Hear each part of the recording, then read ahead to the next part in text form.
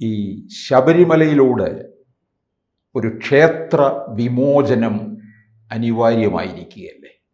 ഇത് ഹൈന്ദവ സമൂഹം ഇതൊരു വലിയ ഒരായുധമാക്കി മാറ്റുകയും ആവശ്യമല്ലേ?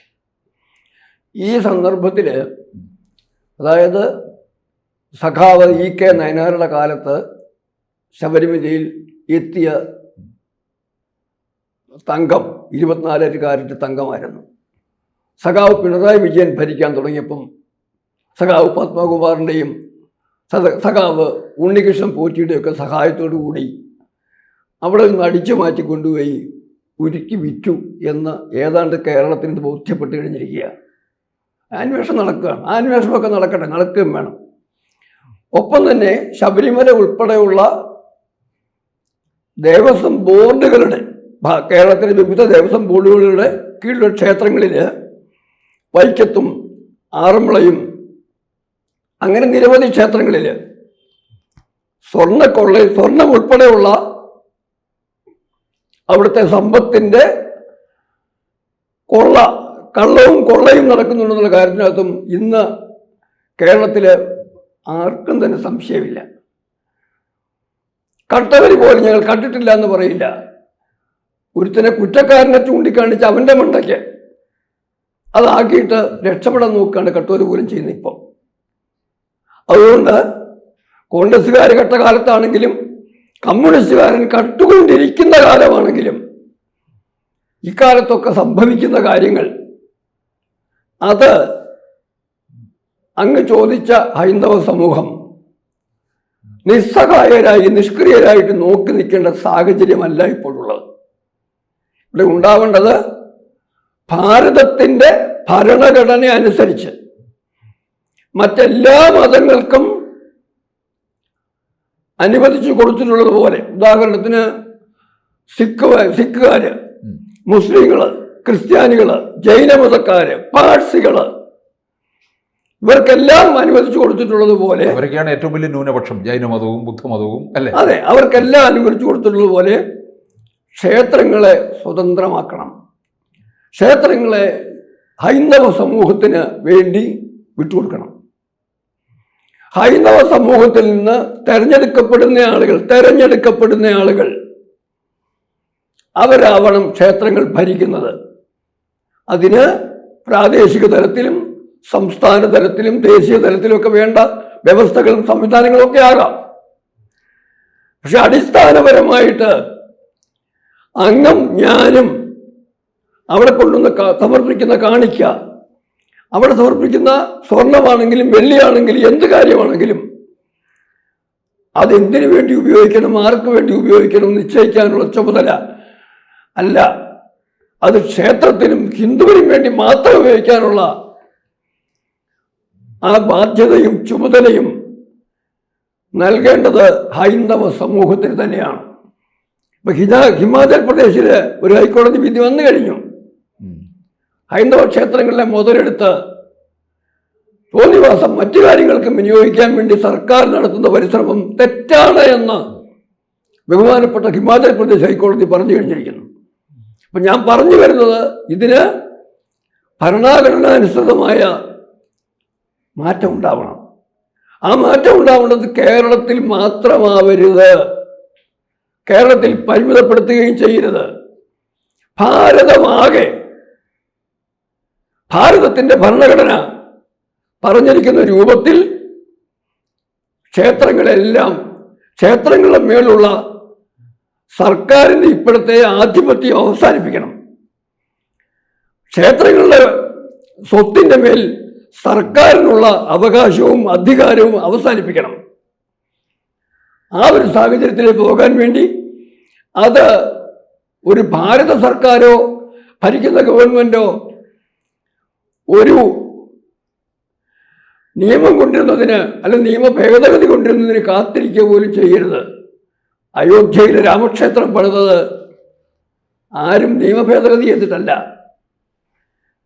കന്യാകുമാരി വിവേകാനന്ദൻ പാറയില് വിവേകാനന്ദ സ്മാരകം പണിതതും ആരെങ്കിലും സമരം ചെയ്തിട്ടും നിയമ ഭേദഗതി കൊണ്ടുവന്നിട്ടൊന്നും അല്ല.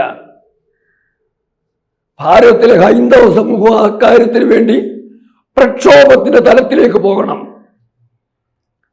ഹൈന്ദവ സമൂഹത്തെ ആകെ ഒന്നിച്ചു കൂട്ടിയിട്ട് അതിനകത്ത് രാഷ്ട്രീയവും വേണ്ട, മറ്റൊന്നും വേണ്ട, ഒന്നിച്ചു കൂട്ടിയിട്ട് അമ്പലങ്ങളിൽ നിന്ന് ചെന്നാൽ തൊഴാൻ മടിയുള്ള രാഷ്ട്രപതിയുടെ ഒപ്പം പോകുമ്പോൾ പോലും വെള്ളയും കൊടുത്തിട്ട് അവിടെ നിന്ന് കയ്യും കെട്ടി നിന്ന് അഹങ്കാരം കാണിക്കുന്നവർക്ക് ഇനി അവിടെ ഒരു കാര്യവുമില്ല എന്ന് ഭാരതത്തിൽ എവിടെയാണെങ്കിലും തീരുമാനം ഉണ്ടാവണം.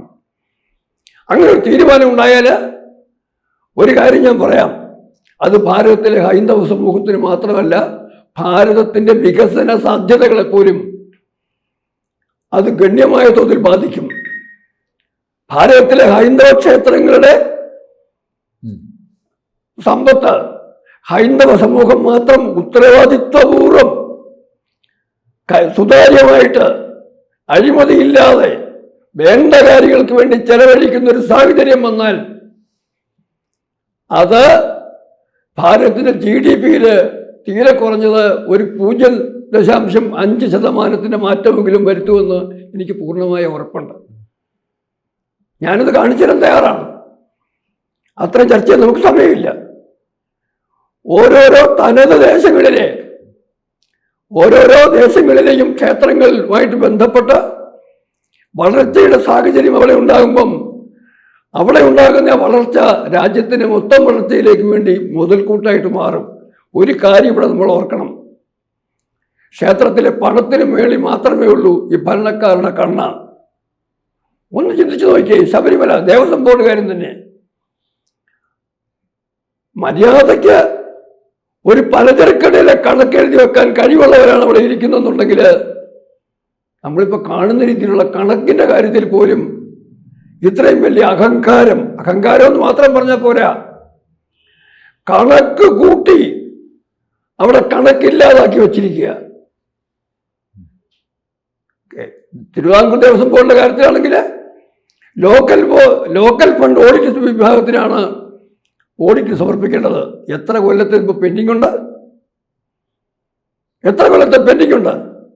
ഓരോ വർഷവും വർഷാവസാനം സാമ്പത്തിക വർഷം കഴിഞ്ഞാൽ 6 മാസത്തിനുള്ളിൽ കണക്ക് ഓഡിറ്റിന് കൊടുക്കേണ്ടതാണ്. കണക്കില്ലാതെ വെച്ചിരിക്കുക. എന്തിനാണെന്നറിയുമോ? കണക്കില്ലാതെ വെച്ച് കഴിഞ്ഞാൽ ആരെങ്കിലും വന്നാൽ കള്ളത്തരം കണ്ടുപിടിക്കുന്നതിന് ബുദ്ധിമുട്ടാവും. അതുകൊണ്ട് ഉടനെ ചെയ്യേണ്ട കാര്യമെന്ന് ഞാൻ പറയുന്നത്, ജനങ്ങൾ ഇടപെട്ടും സർക്കാർ ഇടപെട്ടും കോടതി ആവശ്യപ്പെട്ടാണെങ്കിലും പ്രൊഫഷണലായിട്ട് ക്വാളിഫിക്കേഷനുള്ള ആളുകളെ ഈ പറയുന്ന എല്ലാ ക്ഷേത്രങ്ങളിലും അവരുടെ ചുമതലയിൽ ഇപ്പോഴുള്ളതും ബാക്കിയുള്ളത് കട്ടുകൊണ്ട് പോയതിൻ്റെ കാര്യം പിന്നെ നോക്കാം. ബാക്കിയുള്ള അസറ്റ്, അത് ഭൂമിയായിട്ടാണെങ്കിലും സ്വർണമായിട്ടാണെങ്കിലും ബാങ്ക് ഡിപ്പോസിറ്റ് ആയിട്ടാണെങ്കിലും എങ്ങനെയാണെങ്കിലും എത്രയുണ്ടെന്നുള്ളതിന് കൃത്യമായ കണക്ക് തുടങ്ങി വെക്കുക. ഇപ്പൊ ഹൈക്കോടതി തന്നെ ദേവസ്വം ബോർഡിനെ സംശയത്തിന്റെ നിഴലിലാണ് നിർത്തിയിരിക്കുന്നത്. സംശയത്തിന് നിഴലെന്ന് പറയണ്ട, ആ ഒരു സംശയം എന്ന് പറയുമ്പോൾ ഒരു ഡൗട്ടല്ലേ? സംശയമില്ല, കോടതിക്കും ഇല്ല, ആർക്കും ഇല്ല. പിന്നെ അങ്ങനെ തീർപ്പ് പറയാൻ വയ്യാത്തതുകൊണ്ട് ഓരോരോ തെളിവുകൾക്ക് വേണ്ടി കാത്തിരിക്കുന്നു മാത്രം. അതിപ്പോഴത്തെ ഭരണസമിതിക്ക് വരെ ഇതിൽ ഞാൻ പറഞ്ഞത് നമ്മൾ ശബരിമലയ്ക്ക് അപ്പുറം പോവാണ്. ഇത് ഭാരതത്തിലെ എല്ലാ ക്ഷേത്രങ്ങളുടെയും പ്രശ്നമാണ്. എന്നിട്ട് ക്ഷേത്രങ്ങളുടെ സാഹചര്യം വർദ്ധിപ്പിക്കാനോ അവിടുത്തെ ആചാര അനുഷ്ഠാന ക്രമങ്ങളിൽ ഏകത വരുത്തുവാനോ. ഒരു ഉദാഹരണം ഞാൻ പറയാം. കേരളത്തിലെ വിശ്വ ഹിന്ദു പരിഷത്തിന്റെ ക്ഷേത്രങ്ങളിൽ നിങ്ങൾ കയറി ചെന്ന് കഴിഞ്ഞാൽ ഷർട്ടിട്ടുണ്ടാകത്ത് കയറാം. അതെ, കേരളത്തിലെ തന്നെ രാഷ്ട്രീയ സ്വയംസേവക സംഘത്തിന്റെ ഭാഗമാണ് വിശ്വ ഹിന്ദു പരിഷത്ത്. അവിടെ ചെന്നാലാവാം. അതുപോലെ അതിനൊക്കെ കാരണങ്ങളുണ്ട്. ശബരിമലയിലും അങ്ങനെ വേഷത്തില്ല. ഞാൻ പറഞ്ഞത് കേരളത്തിന് പുറത്തോട്ട് പോയി കഴിഞ്ഞാൽ കൂടുതൽ ഈവൻ ഭഗവാന്റെ വിഗ്രഹത്തെ അഭിഷേകം ചെയ്യാൻ പോലും നമുക്ക് സ്വാതന്ത്ര്യമുണ്ട്. അതെല്ലാം വേണമെന്നല്ല ഞാൻ പറയുന്നത്. അവിടുത്തെയും ഇവിടുത്തെയും പൂജാവിധിക്ക് വ്യത്യാസം ഉണ്ടാവും. ഞാൻ പറയുന്നത് വേറൊന്നുമല്ല, അതിനെക്കുറിച്ച് കാര്യമായ അറിവുള്ളവരെ ഒന്നിച്ചിരുത്തി അവരോട് ആലോചിച്ച് അവരുടെ അഭിപ്രായം കൂടെ സ്വീകരിച്ച് പൊതുവിൽ കാലാനുസൃതമായി വരണം, മാറ്റങ്ങൾ വരണം. ഭക്തജനങ്ങളുടെ സൗകര്യം വർദ്ധിക്കണം. ഭക്തജനങ്ങൾ ഭക്തിപൂർവ്വം അവിടെ സമർപ്പിക്കുന്ന പണം സമൂഹത്തിന് പൊതുവെ ഗുണമുണ്ടാകുന്ന രീതിയിലായി മാറണം. അങ്ങനെ മാറണമെങ്കിൽ രാഷ്ട്രീയക്കാരെ പുറത്തിറക്കി നിർത്തിയേ പറ്റുള്ളൂ. മാത്രമല്ല, അത് നമ്മുടെ വിശ്വാസം ഓരോരുത്തരുടെയും, ഹിന്ദു ആണേലും ക്രിസ്ത്യാനിയാണേലും ഇസ്ലാം ആണെങ്കിലും, വിശ്വാസം പിന്തുടരുന്നതിനുള്ള സ്വാതന്ത്ര്യം കൊടുത്തിട്ടുള്ള ഒരു ഭരണഘടന നിലനിൽക്കുന്ന രാജ്യത്ത് ക്ഷേത്രങ്ങളുടെ മേൽ അവകാശമുള്ളത് ക്ഷേത്രവിശ്വാസികൾക്ക് മാത്രമാകണം. ഞാൻ ക്ഷേത്രവിശ്വാസിയാണെന്ന് എഴുതി അഫിഡവിറ്റ് കൊടുക്കുന്നവരെ മാത്രം അംഗങ്ങളാക്കുന്ന ഒരു സംവിധാനത്തിൽ തെരഞ്ഞെടുപ്പിലൂടെ വരട്ടെ. അങ്ങനെ ഓരോ പ്രദേശങ്ങളും, അവിടെ ദേവസ്വം ബോർഡ് ക്ഷേത്രങ്ങൾ മാത്രമല്ല പറയുന്നത്, എല്ലാ ക്ഷേത്രങ്ങൾക്കും, ഭാരതത്തിലെ എല്ലാ ക്ഷേത്രങ്ങൾക്കും അതുമായിട്ട് ബന്ധപ്പെട്ട ആ പ്രാദേശിക സമൂഹങ്ങൾക്ക് സ്വാതന്ത്ര്യം കൊടുക്കുന്ന, സ്വാധീനം കൊടുക്കുന്ന ഒരു സാഹചര്യം ഉരുത്തിരിഞ്ഞു വരണം. അത് സാധിക്കണമെങ്കിൽ മറ്റെല്ലാ കാര്യങ്ങളും മാറ്റിവെച്ചുകൊണ്ട് അടുത്ത തെരഞ്ഞെടുപ്പ് പഞ്ചായത്താണെങ്കിലും അസംബ്ലി ആണെങ്കിലും ലോകസഭയിലേക്കാണെങ്കിലും നടക്കുമ്പം ഓരോ രാഷ്ട്രീയ പാർട്ടിക്കാരനും വരുവല്ല വോട്ട് ചോദിക്കണം, നിങ്ങളുടെ മാനിഫെസ്റ്റോയിൽ ഞങ്ങളുടെ അമ്പലങ്ങളെ മോചിപ്പിക്കാവുന്ന വാഗ്ദാനം ഉണ്ടോ എന്ന് ചോദിക്കണം. ഇല്ലെങ്കിൽ എഴുതി ചേർത്തിട്ട് വരാൻ പറഞ്ഞു.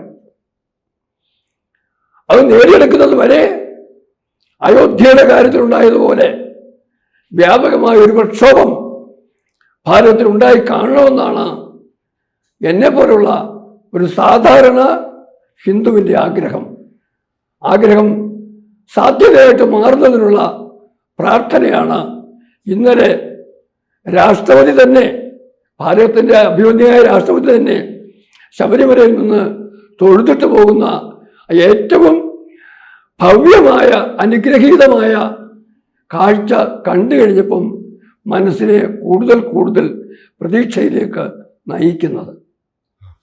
കൂടുതൽ വാർത്തകളും വിശേഷങ്ങളും നിങ്ങളിലേക്ക് എത്താൻ ABC മലയാളം സബ്സ്ക്രൈബ് ചെയ്യുക, ബെൽ ബട്ടണും അമർത്തുക.